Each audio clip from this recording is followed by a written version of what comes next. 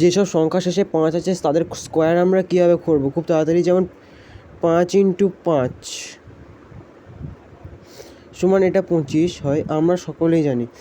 এরপর কীভাবে করব, 15 × 15 সমান 5 × 5 = 25, আর একের পরবর্তী সংখ্যা দিয়ে এটাকে গুণ করবো। একের পরবর্তী সংখ্যা 2, তাই এটাকে 2 দিয়ে গুণ করলে হয় 2, মানে 2 1 2, তাহলে এটা 15 × 15 হয়ে গেল 225।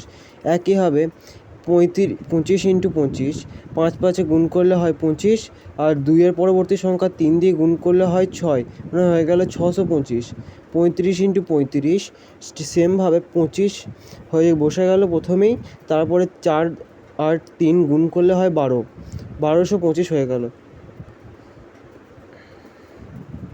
এবার আপনারা আমাকে কমেন্ট করুন, বলুন 45 × 45 গুণ করলে কত হয়।